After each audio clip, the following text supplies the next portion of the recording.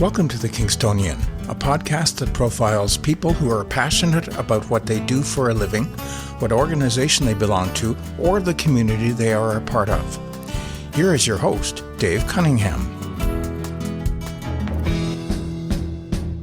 Thank you, Steve. Hello, everyone, and welcome. Many communities around the world continue to seek out opportunities to keep their downtown cores vibrant. Our home base is no exception, and one of the key players here heads up the downtown Kingston Business Improvement Area. Marijo Cuerrier is the executive director of the association, and she is passionate about helping ensure that the downtown becomes the ideal destination for residents, businesses, and employees seeking a place to call home. Working with local politicians, potential customers, and its 700-plus members requires great communication skills and creative marketing ideas. And Marijo brings both to work every day.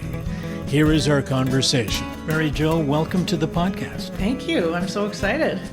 I want to talk to you about the downtown Kingston Business Improvement Area. I want to talk about downtowns in general.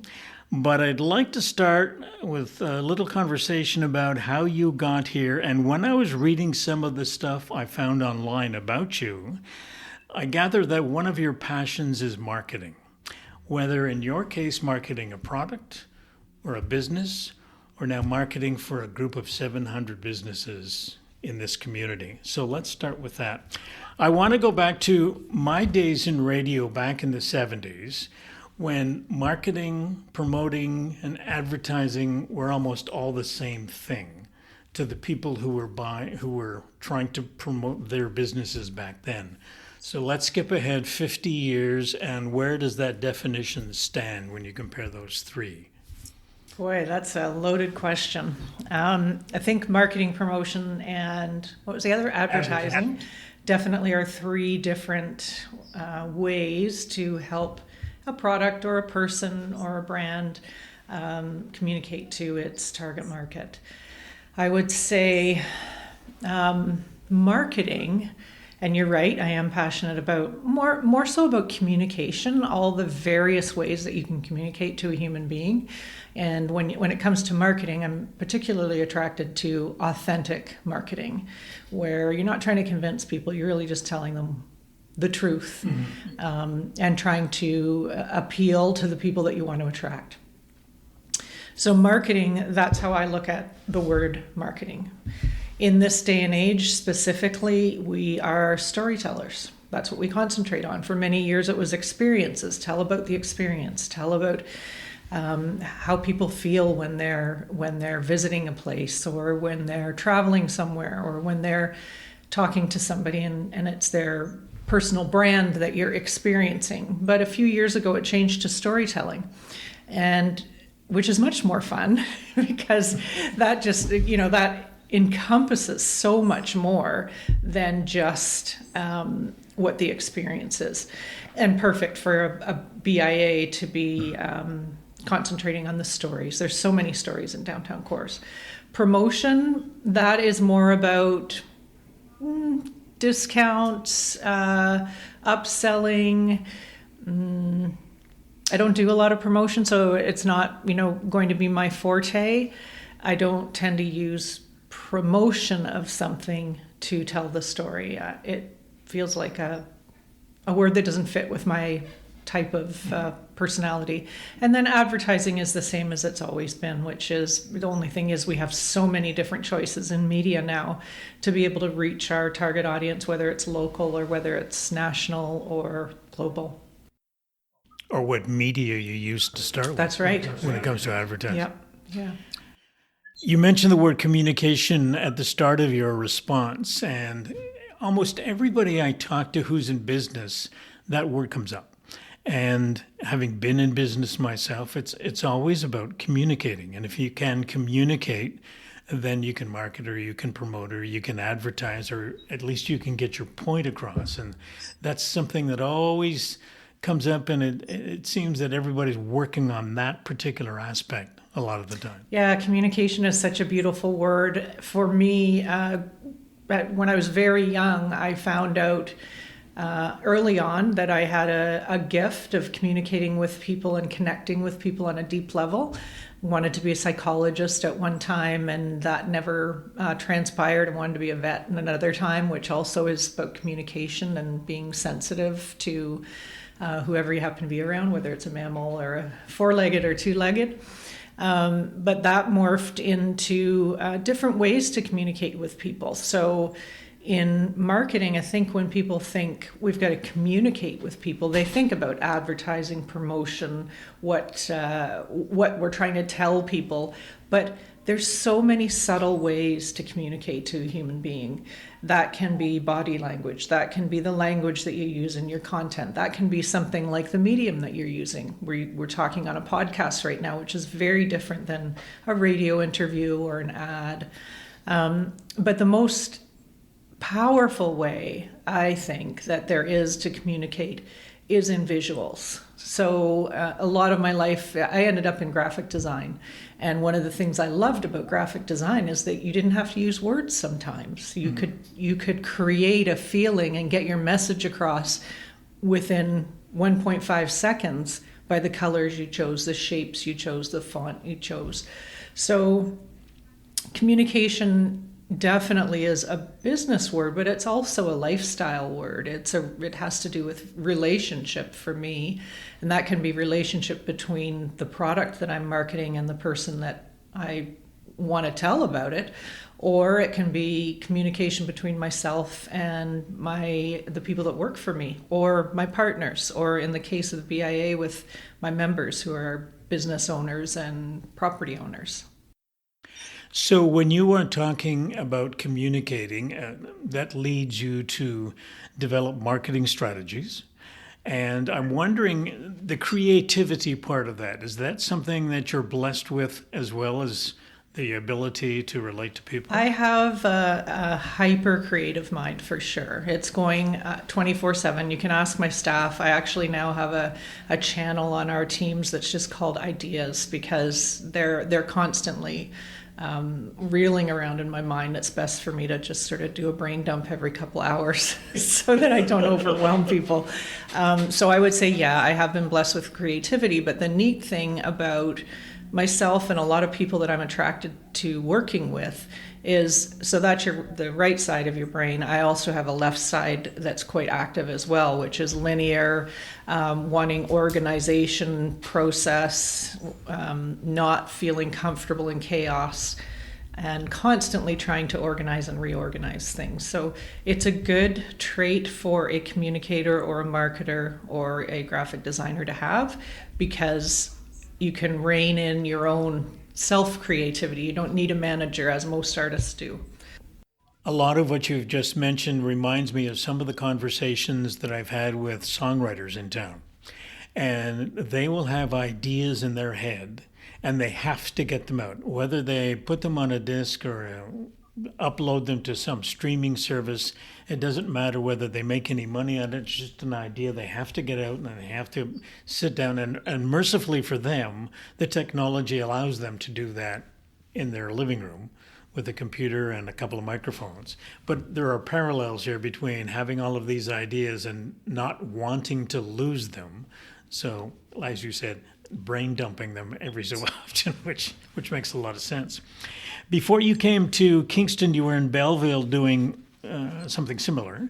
What was it that attracted you to Kingston? Well, there were only two places that I would have left Belleville, downtown BIA for. One was Victoria, BC, and the second was Kingston, not in that order. It was actually, I would have preferred to stay in Ontario, so Kingston was my first love, I guess. And when I started to work in BIAs, I noticed that the people that worked here in this BIA had been there for a long time, so I didn't think they were going anywhere. And sort of forgot about it.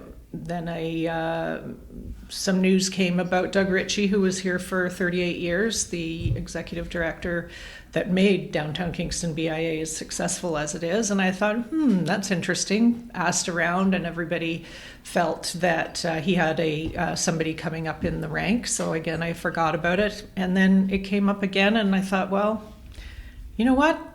If I don't try, I'm going to regret it. Mm-hmm. And so I tried, and I still remember the moment I got the call from the little bit of a headhunter who said, we're very interested in interviewing you. We're interested in you for the job. I remember I was standing in the base of a forest in BC and I saw the name come up on my phone, and I thought, oh my gosh, I can't miss that call. So thank God I had service where I was, and I was able to start the process, which was lengthy. It was, probably about 2 or 3 months of going back and forth. How do you feel about the business of taking over a position that was occupied by someone who started the organization essentially from scratch? Yeah, I didn't think about it at the time. I'm a little bit of a risk taker, so I was just really excited to be chosen. And as I got into the organization and realized the impact that Doug had on this community, I realized I had very big shoes to fill. And I actually just could picture like these massive shoes that my little tiny feet were trying to get into and have everybody treat me like a grown-up. So the first year, thankfully, I had 2 people that stayed on with the previous team, Michelle Langlois and Jan McDonald, who are both still with me, and knew Doug very well, worked with him for a long time. So they were very helpful in making the transition as smooth as it could be. And it was a big one. Doug had been here for a long time. Before we get into talking about downtown Kingston's BIA, I want to spend a couple of minutes and go back and talk about downtowns. Because if you live in a community, I don't think it matters where you live, there is always discussion about the downtown and making sure it survives and making sure people come and spend time in the downtown. And let's go back to whatever century you want to go back to and talk about how downtowns have evolved. They were sort of the gathering place where information was shared and products were sold, and it was a central core. That's right, and they were almost always near the water because of the trading of supplies. Mm-hmm. Kingston is in particular is interesting because we are at the crossroads of 3 rivers. So it must have been interesting way back when that was the way that people brought supplies in and out. So I'm not going to go that far back because I'm not a historian, but I will tell you how I feel about downtowns. I am absolutely addicted to urban living. I've always loved big cities, lived in Toronto for a good part of my adult life, and just really love the sense of community that happens in cities like Toronto. When Kingston came onto my sort of into my life, it was because I had somebody who was at Kingston Hospital, and I stayed here for 5 months and fell in love with the city. And what I realized is that it gave me all the things that I loved about downtown Toronto without having to live in a condominium, having to invest in a home, all of the things that make downtown Toronto mostly unattainable for a lot of people. So you're right, I look at downtowns as a gathering place, as a community. And this particular downtown has got an incredible vibrancy to it compared to a lot of towns in North America, downtowns in North America at this very moment. Mainly the pandemic sort of really kicked us all in the pants. But somehow Kingston was able to keep its vibrancy and keep steady through a very difficult time for downtowns. I think the beautiful thing about this downtown and other ones like ours is the attachment to the history of the city. And the other thing about downtowns is that if you have a historic downtown that is suffering, it's a very good canary in the coal mine or indicator of the health of the entire city. So it's very important for cities to invest in their historic downtowns and also to get their stakeholders to invest. The wonderful thing about this particular downtown is the stakeholders, who are the property owners, have invested incredibly in some of the historic buildings here over the years. There's very few facades in downtown Kingston that need rejuvenating. So if you've got your stakeholders and you've got the municipality and you've got council understanding that, and council comes in every 4 years, it's not always the same people, so helping them understand that yes, money has to go to roads in the West End, money has to go to Kingston Police, all of that kind of stuff, but keep the downtown in the forefront, because as soon as we start to slide, you can guarantee that there's going to be sliding in the next few years around the rest of the city. When we talk about downtowns, every downtown has something that attracts people to the core or attracts people to the city itself. And if you look at, for the sake of focusing on the city that we live in right now, is you have a university and you have a community college and you have a military college and you have the military itself, and the historical impact of the military goes back a long way as well. And that brings a whole new kind of focus to the city, because there are things that, and this is what I've always said, as I've lived in Montreal, I lived in Toronto, so there are a lot of things that Kingston has that a town its size would not normally have, and it's because of the influence of the things around it. You're right. The city is really blessed with a lot of supporting actors, I guess, and you've named them all. There's to have Queens right on our doorstep and sharing common space with us is incredible. We've got 49,000 students coming in every year in September between Queens, St. Lawrence College, and RMC. So I don't know another town our size, a city our size that has that. So that really helps with the winter challenges that Canadian cities have.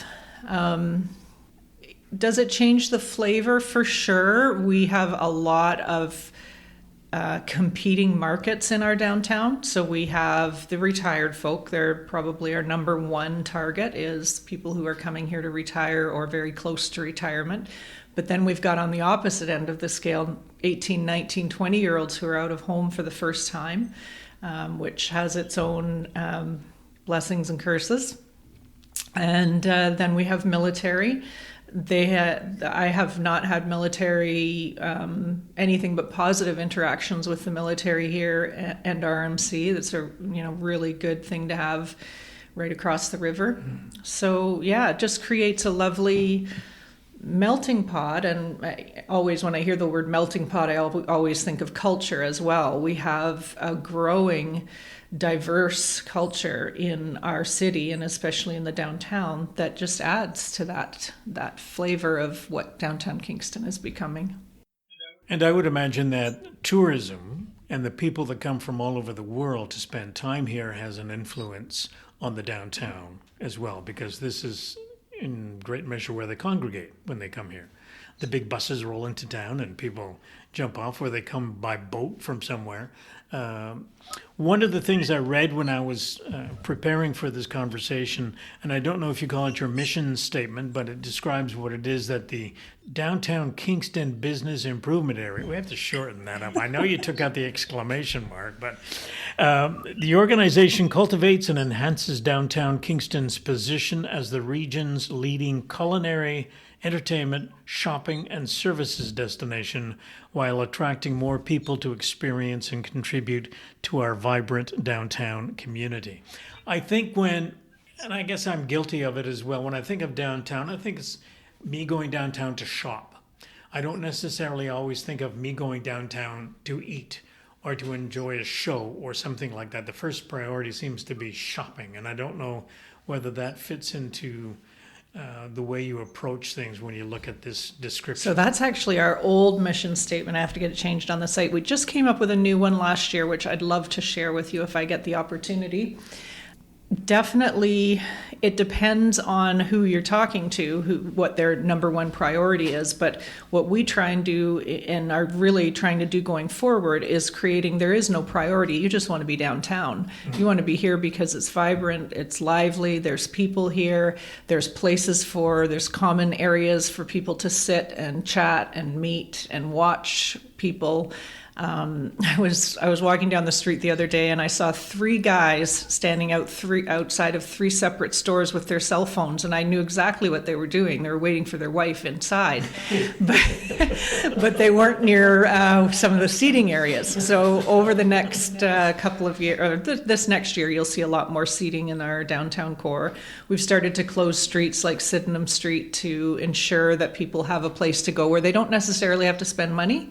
They can grab their takeout and not go to that particular restaurant. They can just go and sit out in the sun underneath our umbrellas.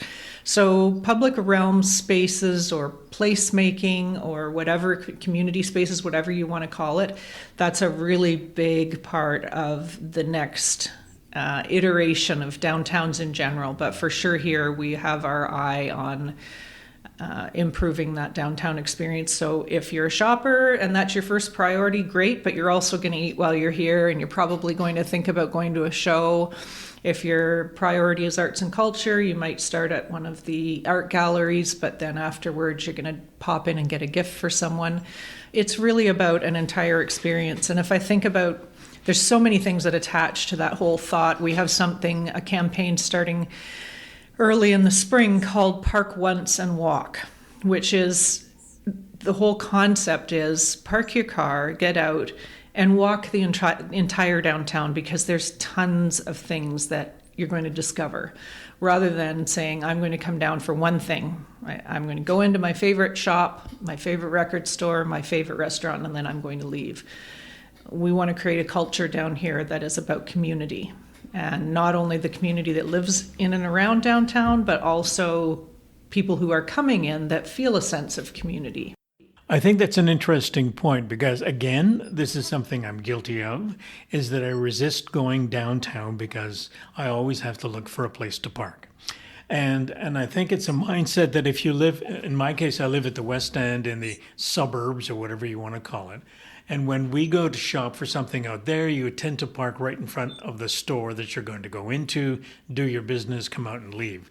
And you expect to be able to do the same thing down here. But what you're saying is you want to get people to change their mindset and think about coming down here as a bit of an outing, as an adventure. And it doesn't matter where you park, because the parking garages are quite frequent and available to us all over the downtown. And so that would be interesting to see how that works in terms of your park Once and Walk. Park Once and Walk. Yeah. So not only does that is that relevant for people who drive cars, but it's also relevant for people who drive bikes, believe it or not. Don't pick up your bike and, bring it along the sidewalk as you stop at 2 or 3 places. We want you to come down, park in the parking spots that we've provided for bikes, and then go and do your shopping and wandering. There's so many reasons why it's important that people get accustomed to, or I guess that people start weaning themselves from vehicles as their main mode of transportation in all communities, but in a downtown community for sure. We're going to come back to that in a couple of seconds here, but we want to go back a little further and talk about the organization itself. So the BIA is a nonprofit. It has a board of directors and a staff, and you head the staff up.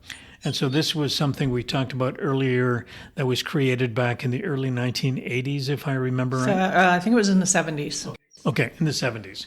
And so it's grown ever since, and there are currently 700 plus members. Is that number still? That's right. So that's main floor. There's about 300, just over 300 buildings, and there's 700 members, meaning the property owners and business owners on all floors. How do you define downtown geographically? There's actually, according to the Municipal Act, we had to, in the very beginning, not we, I wasn't here, I was in grade 3, I think. There's an actual boundary that's made for a business improvement area. They're all over Ontario. They're actually across North America under different umbrellas, but they mostly are business improvement area or some kind of similar name. In Ontario, it's a municipal boundary that is set with the municipality, and it doesn't move unless you go back to the municipality and say we want to increase or move it. So that's how it's decided. With respect to events, you've already talked about a couple of things that you're thinking of doing. And I want to go back to something that you did in Belleville that I read about, and We've talked a little bit about the pandemic and the impact that that has on businesses of all sorts and sizes. And you did something with respect to your time in Belleville that involved creating some sort of online marketplace. Can you talk a little bit about that? Yes. So this would be more than one business involved here. That's right. When the pandemic hit, of course, mayhem in a downtown core. And we had a number of retailers and restaurants that were suffering within weeks of being shut down. So I was working with a wonderful woman named Kelsey at the time. Both of us had marketing background, graphic design background, and we were self-professed geeks. So we put our heads together and we said, how can we make it so that people can go to one site and be able to shop at as many places as we can? So this was so a marketplace is actually eBay is a marketplace, Amazon is a marketplace. In a way, Facebook Marketplace is a marketplace. But to do one on the scale that we were doing, which was very small, it was not something that was commonplace. We worked through Shopify and came up with a way to sort of jerry-rig a marketplace. And then we used an Excel spreadsheet. And Kelsey, who was good at writing macros in Excel, did a wonderful macro that every week would download all the information from Shopify and tell us who we had to pay and how much. It was behind the scenes. We were, I always think about a loon who looks so calm on the surface. People were using it. It really saved a lot of our retailers from going under. Mm-hmm. But behind the scenes, Kelsey and I were like, where's this money? Okay, the money's in. Where does it go? It was like, but it worked. And it worked. I think they kept it up for about a year and a half. Mm-hmm. And then it sort of petered out as people got, right at the same time that we were doing that, Digital Main Street was coming up the ranks, which was a grant that you could get for businesses to learn and improve their online footprint, which seems like ages ago because now most businesses are very much online, but in the beginning of the pandemic they weren't. Mm-hmm. So that sort of took over for the marketplace, and once everybody was up, had their own sites, then it became apparent that the marketplace was no longer needed, and I think they took it down about a year after I left. Do you have a sense as to how many of your members actually use online sales now and how much of their business is online versus people walking in the front door? I don't have those stats. Yeah. That would be, so the Digital Main Street is done in Kingston by Kingston Economic Development. So okay. They may have those stats. But I would say it's a great number, or at least online. Mm-hmm. One of the things that came out of a conversation I had, one of these podcasts that I did with Mayor Brian Patterson, and I've talked to him a couple of times, and the expression residential intensification has come up, which was a new word for me. But I understand in driving down Princess Street what that means exactly. As someone who has lived in Kingston since I was 16, Princess Street has changed quite a bit. And for those not familiar with Kingston, Princess Street is typically the main drag into town. The idea behind residential intensification is to build a lot of housing downtown to try to bring more people to live downtown, thereby reducing their vehicles from 2 to 1 so that they only use the vehicle to drive out of the area when they want to go visit somebody or do some shopping in another city. But this whole business of intensification of the residents, does that have an impact on you, or do you have any role to play in what the BIA does? We sure do. Yeah, I'm super passionate about, I'm going to introduce you to another word. I'm super passionate about intensification and densification. Okay. And it's something that is not only a priority for the municipality, but a priority for the BIA. The reason is we need to create a community that is, as you pointed out, less dependent on cars. Yeah.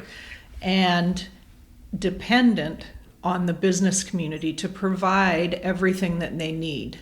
right now so I live downtown, 8-minute commute on my feet each day, and I go along the water every day. I sort of pinch myself and just think how lucky I am. We have a vehicle that's parked in the underground parking, and honestly, the only time I get into it is if I need something from the hardware store or if I'm going to visit somebody out of town. There's no reason to leave downtown. Intensification, so we want to try and intensify the amount of residents that are close to downtown, but we want to densify that amount of people so that there's enough people to keep our businesses thriving. So it's really important that now that we've sort of hit that ceiling of how high residential buildings can be, now we're going higher. That's in my opinion, is a really step in the right direction. Having big projects that are within a 15-minute walk or bike ride is critical to the survival of any downtown. If you explore downtowns in Ontario, you'll notice very quickly which ones have supportive communities around them because the community is dependent on them, and people who don't have that. How does that particular position jive with the business of creating more places to live outside the boundaries of the downtown? So you have a lot of developments that are being put together in different parts of the outer edge of the city. And in the case of Kingston, obviously you're bound on one end by the water, but people can go north and they can go east and they can go west in terms of building houses or building apartment buildings, which seems to counteract what you're talking about with respect to the downtown. Or do you see them as complementary? It definitely complementary. More people that are within downtown or within driving distance of downtown is only going to help us. But I find really people who are from the West End are just almost as on the same level as someone who might be from Belleville or from Montreal. They're traveling to come here. They're choosing to come downtown. It's not because they need downtown. There is just coincidentally in the next couple of weeks, I think, or maybe in the next month, they're looking at expanding the urban boundary, which means there will be a lot more. Of course, we're in a housing shortage, so you can't always go up and you can't always make room in the downtown core. We don't have the amount of land that is available on the edge of the urban boundary now. So any intensification of Kingston is a good thing for the downtown. I had that same discussion point with Mayor Patterson when he was talking. I asked him if we're going to expand the boundaries of the city, and he said, well, maybe. So it looks like they are expanding. And they're not like the university, which I'm always consistently amazed about. When the university wants to put up a new building, they find the smallest little footprint, and they can structure something that goes up and contains, I don't know how many classes or labs or whatever the case. It's just a technique that amazes me when they were able to do that. What sorts of projects have you got planned going down the road other than ones you've already mentioned? We just did our strategic plan for 2024 to 2027. And I would say some of the most important things on it are, number one is the beautification and safety and security of the downtown core, ensuring that people, when they visit, are visually and audibly and every sense inspired. And definitely safety and security is a part of that. So that's something that we're concentrating heavily on now. The next one is engaging our members. So we have 700 members plus their employees, plus their families. We're probably looking at an easy 2 degrees of separation of 10,000 people. And so far, since I have taken over, we've been concentrating on the visitor-facing communication. And this year we'll swing around and start really concentrating on engaging our membership so that the community grows and exists together as opposed to in isolation. How many of the members that you have currently would be independent business people as opposed to someone who operates a chain store in town? Or do you have a sense of that? I don't know the percentage. If I was to guess, I would say maybe 75 to 80% are independent business owners. Mm-hmm. And then there's the franchises, and then there's also the corporate, right? So franchises are owned by individual people. Right. So it's just as important to support them as the corporate stores, because they're employing people in our area. So you want to make sure that whatever shopping you're doing is affecting the economy in this area. So it's quite a diverse group. It's quite a diverse group, yeah. And that's one of the things that makes this downtown work. We've got Lululemon, we've got Roots, Urban Outfitters, just to name a few. And then when it comes to food, Pizza 2 for $1, it goes on and on. We just got a Popeyes. So I feel that that's one of the things that makes our downtown a little bit different, is that we have those anchor stores. We've got Milestones, The Keg, Jack Astor's. Those anchor stores are really important to balance things out, so it's not just the locally owned retailers and restaurants on their own. One of the things that I can recall, the success of the Princess Street Promenade, which is part of what you do. And for those people from out of town, I know a lot of communities do this where they close off the street to traffic. And I can't recall how far up Princess Street it goes. Is it Division or further up? No, Division is as far as we'll go. Okay. We've actually moved a little bit further down to Berry Street. Is where it starts? Yeah. And comes down all the way to the water, or That's to right. Ontario Street. The other part of all of this, too, is you talk about community and communicating, and you're meeting people from all sorts of different countries who have, for one reason or another, made Kingston their home, whether short-term or long-term. So that's a whole different thing that you don't get to take advantage of, other than with a big public gathering like that, where people will take the time to stop and talk. So on behalf of all the residents and all the visitors who come here from time to time, I want to thank you and your staff for all the work you do to make Kingston, downtown in particular, a better place to come visit. Thank you for your time. Thank you. My guest in this episode, Marijo Cuerrier, Executive Director of the Downtown Kingston Business Improvement Area. During our conversation, she mentions an update to the strategic plan. You can check that out in the liner notes, as well as the URL for the association's website.